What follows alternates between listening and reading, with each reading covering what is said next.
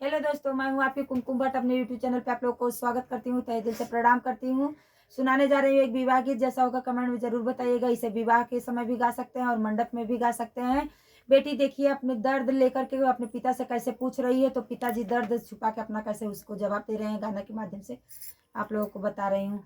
पापा कवने नगरिया जुआवा खेलला त हमें हारी गईला न हो। पापा कवने नगरिया जुआवा खेलला त हमें हारी गईला न हो। बेटी पश्चिम नगरिया जुआवा खेलली त तुम्हें हारी गईली न हो। बेटी पश्चिम नगरिया जुआवा खेलली त तुम्हें हारी गईली न हो।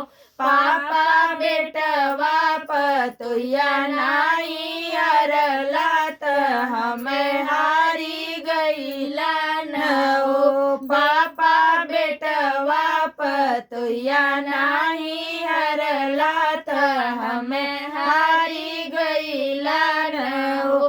बेटी बेटवा पतोया घर के लक्ष्मी त तू ही पराई धन हो।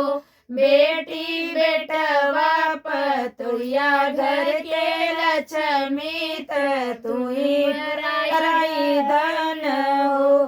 चाचा कवने नगरिया जुआवा खेलला त हमें हारी गईला न हो।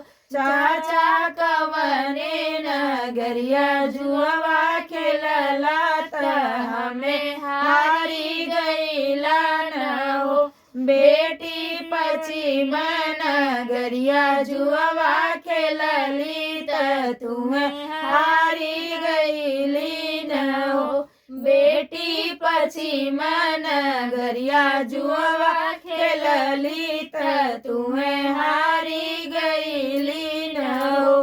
चाचा बेटवा पतोया नाई हरला त हमें हारी गईला न हो। चाचा बेटवा पतोया नाई हरला त हमें हारी गईला न हो। बेटी बेटवा पतोया घर के लक्ष्मी त तू ही पराई धन हो। बेटी बेटवा पतोया घर के लक्ष्मी त तू ही पराई धन हो। भैया कवने नगरिया जुआवा खेलला त हमें हारी गईला न हो। भैया कवने नगरिया जुआवा खेलला त हमें हारी गईला न हो।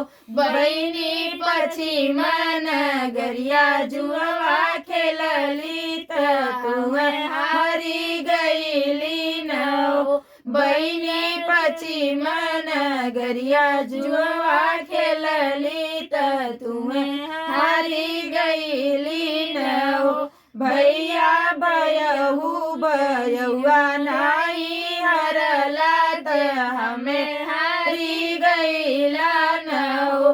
भैया भयहू भैया नाई हरला त हमें हारी गईला न हो। बहिनी भैया भौजी घर के लक्ष्मी त तू ही पराई धन हो।